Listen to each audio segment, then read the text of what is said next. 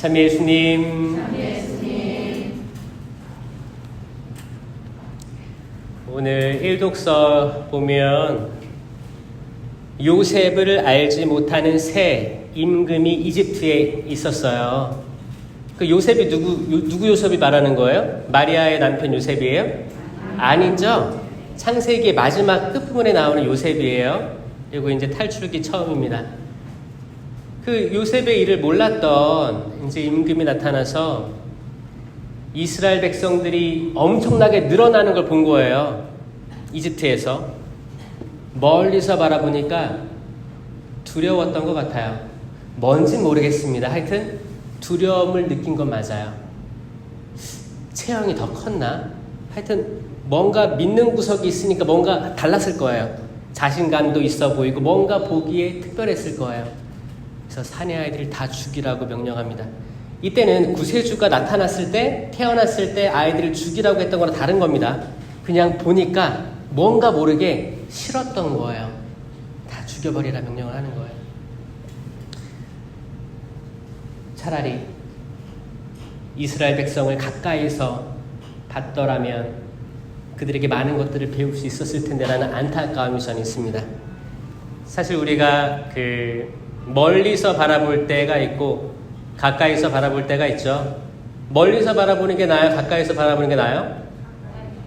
가까이서 바라보는 게 나아요? 그럴 때도 있고 아닐 때도 있다고 생각하죠? 저번에 이제 저희 해양사목에서 바닷가 답사를 갔었어요. 쓰레기 주우려고 바닷가 쓰레기 청소를 하는데 멀리서 볼 때는 참 아름다운 것 같아요. 깨끗하고 아름다워요. 반짝반짝 햇빛이 쏟아지면 반짝이는 게 반사돼가지고 너무 아름답습니다. 근데 가까이 가면 갈수록 쓰레기가 보이게 마련이겠죠. 산 멀리서 보면 이쁘죠? 강원도 같은 데 여행 갈 때 보면 이쁘잖아요. 근데 가까이 가면 갈수록 어때요? 쓰레기도 나오고 소똥, 개똥 뭐 다 있죠. 그리고 지푸라기들도 있고 다 가까이 가면 갈수록 내가 치우고 싶은 것들이 보이겠죠. 근데 멀리서 볼 땐 또 볼만합니다. 기분 전환도 되고. 사람 멀리서 보면 여러분들 다 거룩하게 보여요. 미사포 이렇게 쓰고 하고 복장도 갖추고 뭐 제일 좋은 걸 입고 왔을 거 아니에요. 하느님 앞에 나오는데 보기에 진짜 기도도 열심히 하고 성스럽고 거룩하게 보이기도 하고 다들 입을 다물고 있으면 완벽해 보입니다. 여러분들의 가족들도 아마 입을 다 닫고 살면 그렇게 완벽해 보이지 않을 수가 없을 거예요. 그런데 점점 가까이 가서 그 사람하고 만나게 되면 뭐 냄새도 날 수도 있고 이에 붙은 고춧가루도 보일 수도 있고 그러겠죠?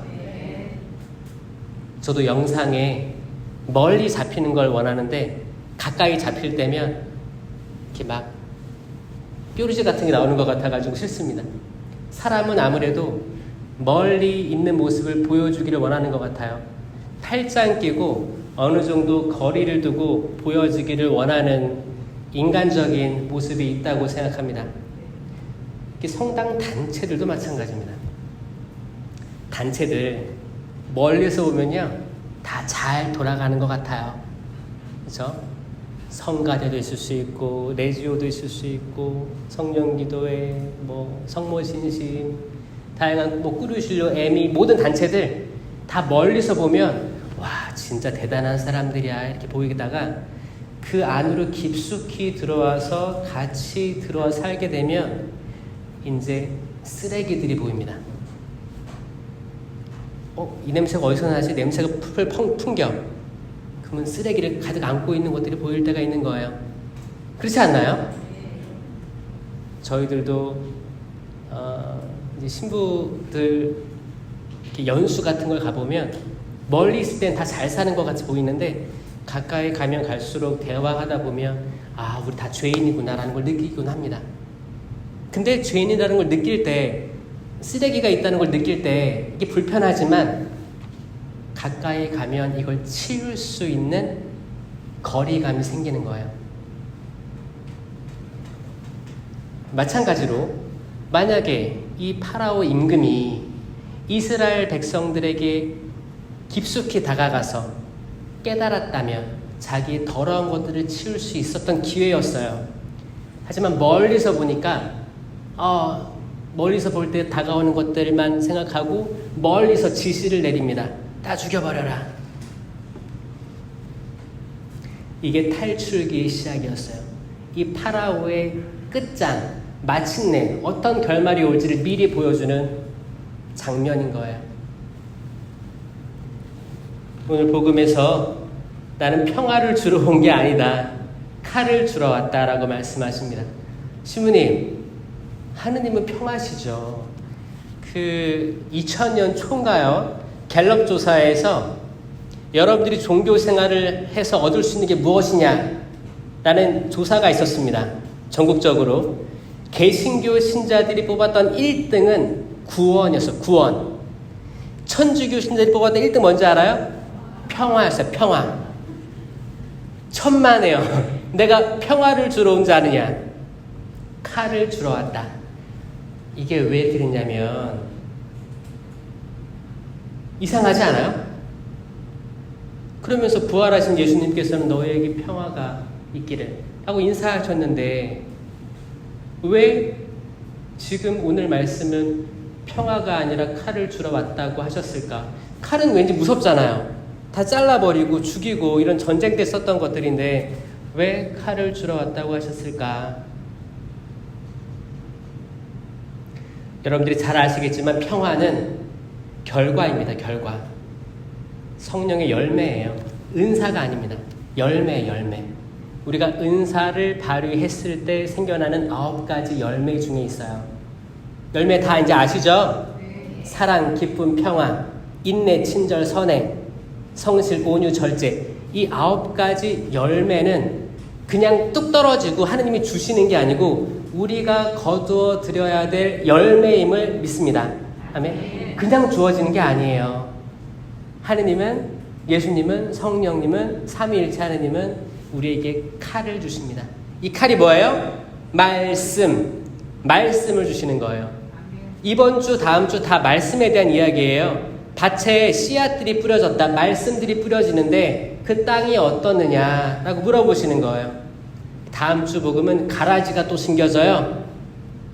이 말씀을 어떻게 받아들이고 있는가? 하느님의 말씀은 어때요? 죽어 있어요? 살아있죠. 힘이 없어요? 힘이 있죠. 어떤 쌍날칼보다도 무뎌져 있어요? 날카롭죠. 번쩍번쩍 빛을 내죠. 그래서 사람의 영혼을 가르죠. 관절과 골수를 쪼개죠. 그래서 어떻게 해요? 사람의 마음속에 있는 숨은 생각을 드러나게 하는 게 하느님 말씀이에요. 그래서 에덴 동산 우리가 다시 돌아갈 때 거기 불칼이 설치되어 있어요. 불칼이 있습니다. 이 불칼을 통과해야 돼요. 어떻게? 성령과 말씀으로 통과해야 돼요. 성령과 말씀으로 무장되지 않으면 여기를 통과할 수조차 없습니다. 많은 사람들은 하느님 자비롭고 그러시기 때문에 모든 일을 다 하늘나라에 불러 드릴 거라고 생각하지만 거기에는 악의 속삭임이 있습니다.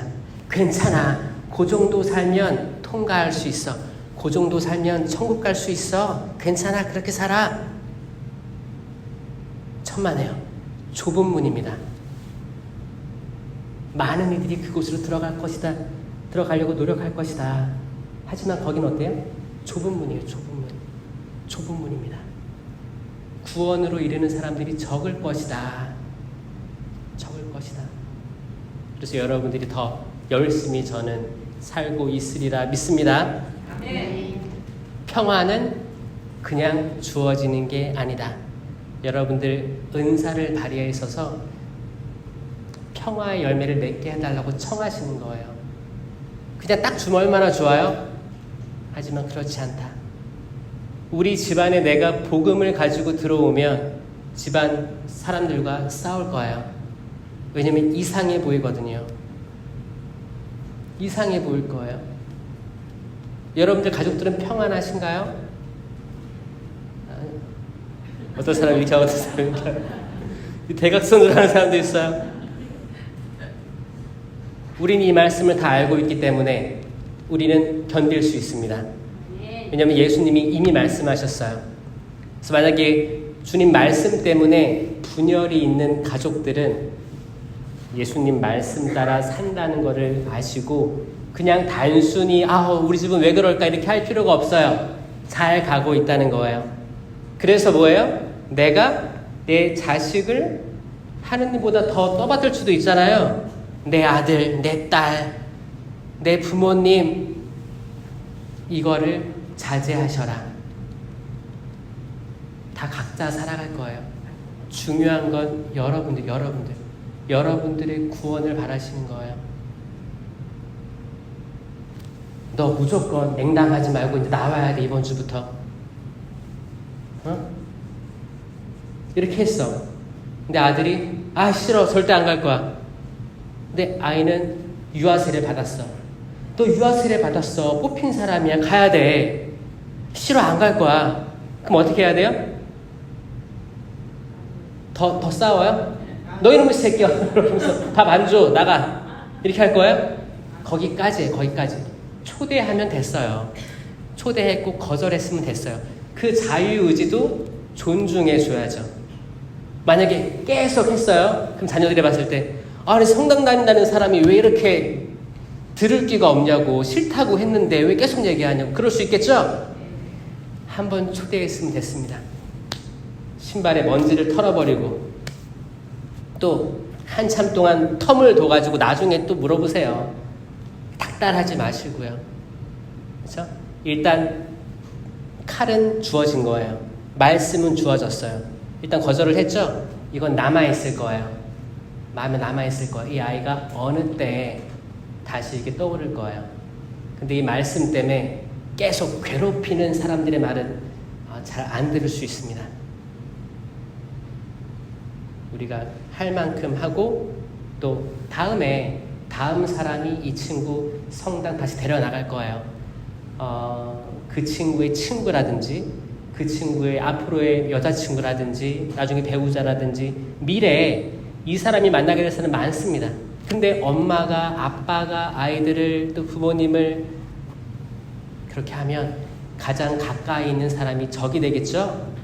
그래서 그런 것들을 피하면서 지혜롭게 우리는 하느님의 칼을 전달하는 사람이다. 그 칼이 뭐예요? 싸워서 이기는 게 아니고 말씀을 전해주는 거. 그게 우리의 역할. 그리고 최종적인 심판은 모든 걸 하느님께 유보되어 있습니다. 우린 심판하는 사람이 맞아요? 아니요, 절대 아니에요. 심판하기 시작하면 그 끝이 안 좋아요. 계속 심판할 수밖에 없고 우리가 도리어 심판받을 거예요. 우리가 그 말하는 그 잣대로 심판을 받을 거예요. 이게 더 무서운 거예요. 근데 하느님께서 약속하신 그 용서와 사랑, 정의를 베풀면 그 되에 넘치도록 누르고 흔들어서 넘치도록 풍요롭게 베풀어 주실 것이다. 이걸 믿으시고 여러분들에게 온유의 열매도 맺혔으면 좋겠습니다. 성령을 사랑하시는 모든 분들 하느님 안에서 기쁘게 이 길 걸어갑시다. 아멘. 기쁨의 열매, 사랑의 열매, 평화의 열매 이런 것들 맺어 갑시다. 아멘. 우리 공동체 안에 만약에 불화가 있다면 이 불화가 주는 게 성령의 열매는 아니다. 그리고 한 번 이 불화에 대해서 한 번 얘기를 했으면 그걸로 됐다. 지속적으로 얘기해서 어떤 배를 가라앉히지 말자. 긍정적인 얘기를 하자. 격려하자. 얼마나 좋은 게 많습니까, 여러분? 가까이 가서 쓰레기도 걷어내고 돌도 치워내고 가시덤불도 없애서 비옥한 땅으로 만들자. 우린 그 사명을 가지고 있다.